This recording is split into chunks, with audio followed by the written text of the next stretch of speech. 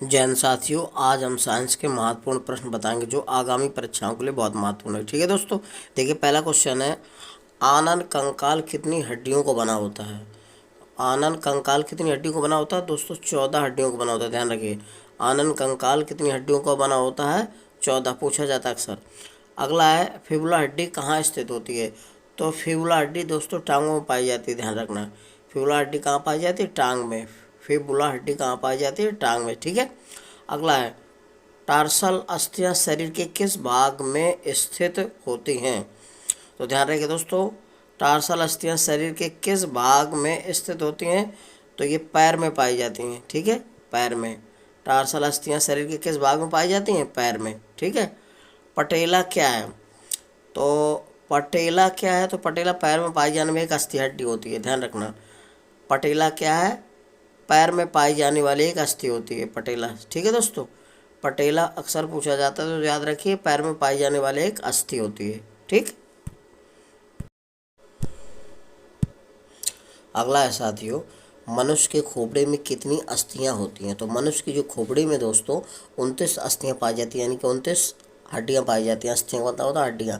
मनुष्य के खोपड़े में कितनी अस्थियां पाई जाती हैं? 29। ध्यान रखिएगा। अगला है, वैक्स मानव शरीर में अस्थियों की कुल कितनी संख्या होती है?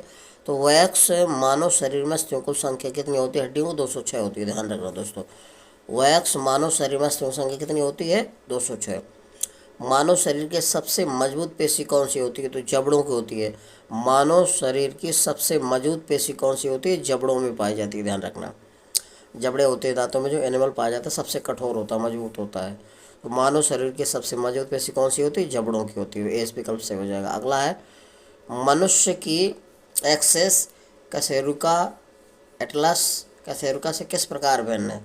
तो ये ओडो ओडोंटाइड प्रवर्धन की उपस्थिति के कारण भिन्न। ध्यान रखिएगा दोस्तों, भी विकल्प से हो जाएगा। अगला है, मानव शरीर की सबसे लंबी अस्थि कौन सी होती है?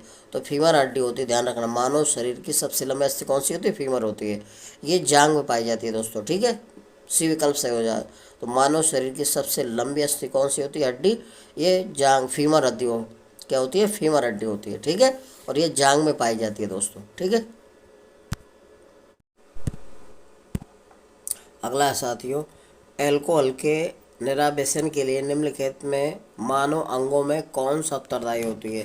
यानी कि एल्कोहल किसको खराब करता है? लीवर। इसका काम किसके लिए करता है?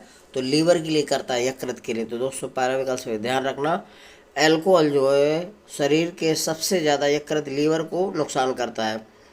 और एल्कोहल जितने भी आपके शराब होते हैं, दारू, जैसे वो है, क्या क्या बोलते हैं, रम है, इसके बाद विस्की है, या अंग्रेजी शराब, या जो भी शराब होती है, सब में अल्कोहल होता है। वही जो शरीर क्या करता है, शरीर में जो लीवर होता है, लीवर को ख़राब करता है, डैमेज करता है। तो अल्कोहल के निरापेशन के लिए निम्न से मानव अंगों में कौन सा उत्तरदायी होता है? यकृत होता है। ध्यान रखना, यह यकृत होता है, लीवर पहला विकल्प से हो जाएगा। इंसुलिन एक बहुलक है किसका? फ्रक्टोज का। ध्यान रखना, इंसुलिन एक बहुलक है किसका? फ्रक्टोज। तो इंसुलिन जो अग्न्याशय में पाया जाता है, ये एंजाइम है, और ये जो है उसके शुगर की मात्रा को नियंत्रित रखता है, शक्कर की। ठीक है दोस्तों, तो इंसुलिन क्या है? बहुलक है किसका? फ्रक्टोज का। ध्यान रखिएगा हमेशा। और इसकी कमी से अग्न्याशय में जो डायबिटीज होता है, तो शर्करा की मात्रा बढ़ जाती है। ध्यान रखिएगा, तो इंसुलिन जब बनना बंद हो जाता है। मानव शरीर के मानव शरीर के एक पैर में कुल कितनी अस्थियां पाई जाती है? मानव शरीर के एक पैर में कुल कितनी अस्थियां पाई जाती है? 30 पाई जाती है। ध्यान रखना, मानव शरीर के एक पैर में कितनी अस्थियां पाई जाती हैं कुल? ध्यान रखना, तो 30 पाई जाती है। मानव शरीर के एक पैर में कुल कितनी अस्थियां पाई जाती है? 30। ठीक है दोस्तों।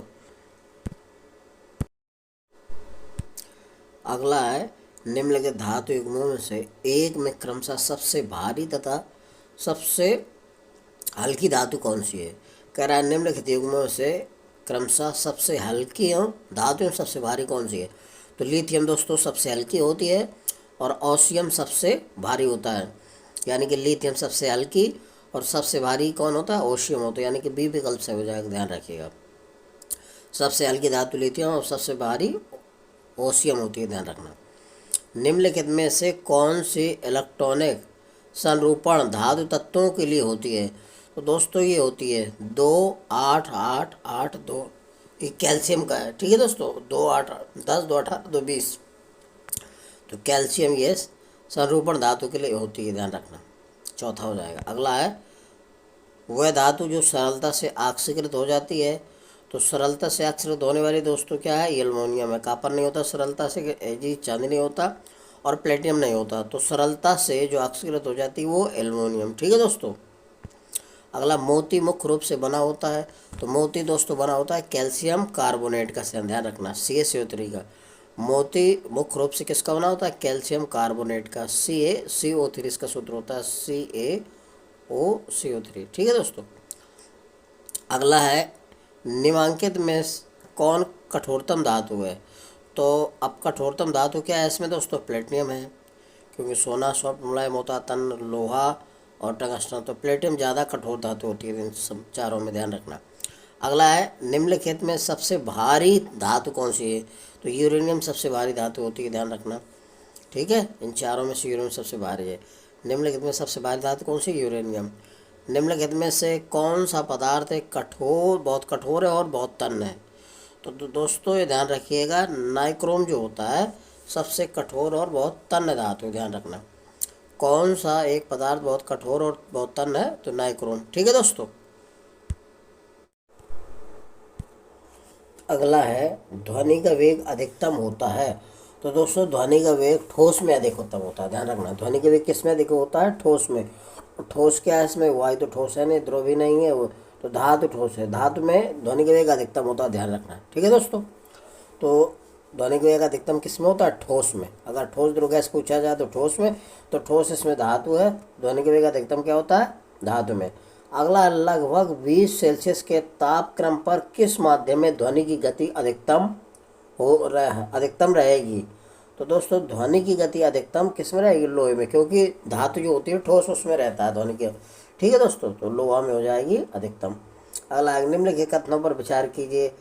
हृदय अपस्रव आवृत्ति पर कंपन करता है, सही है। हृदय अपस्रव आवृत्ति पर कंपन करता है, बिल्कुल सही है।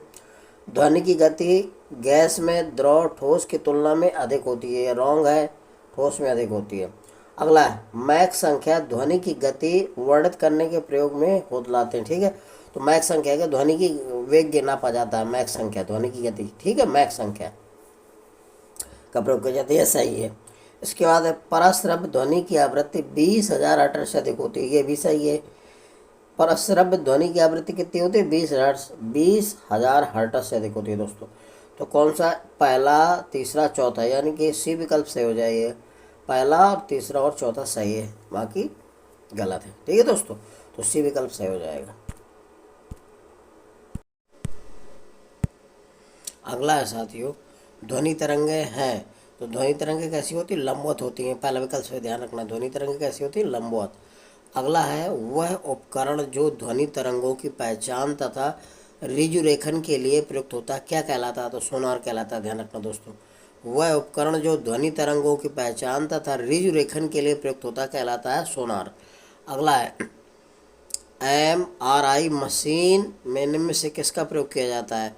तो ध्यान रखना, MRI मशीन में किसका प्रयोग किया जाता है, तो ये आपका चुंबकीय तरंग का प्रयोग की जाती है, ध्यान रखना। किसका प्रयोग किया जाता है, चुंबकीय तरंग का। MRI मशीन में किसका प्रयोग किया जाता है, चुंबकीय तरंग का। प्रकाश निर्वात में भी चल सकता है, क्योंकि प्रकाश संबंधित है चुंबकीय क्षेत्र से, ध्यान रखना। प्रकाश निर्वात में भी चल सकता है, क्योंकि प्रकाश संबंधित है चुंबकीय क्षेत्र से। ठीक है दोस्तों। अगर ऐसी तरंगें जिनका ध्रुवीकरण नहीं हो सकता क्या कहलाती हैं, अनुदैर्घ्य कहलाती हैं दोस्तों। ऐसी तरंगें जिनका ध्रुवीकरण नहीं किया जा सकता वो क्या कहलाती हैं, ध्यान रखिएगा, क्या कहलाती हैं, अनुदैर्घ्य तरंगें। ऐसी तरंगें जिनका ध्रुवीकरण नहीं किया जा सकता वो क्या कहलाती हैं, तो अनुदैर्घ्य तरंगें कहलाती हैं। ठीक है दोस्तों। ऐसी तरंगें जिनका ध्रुवीकरण नहीं हो सकता क्या कहलाती है, अनुदैर्घ्य। चौथा विकल्प सही हो जाएंगे, यानी डी। ठीक है दोस्तों। यदि मेरा वीडियो आपको अच्छा लग रहा है तो मेरे वीडियो को लाइक और सब्सक्राइब अवश्य करिए। जय हिंद साथियों।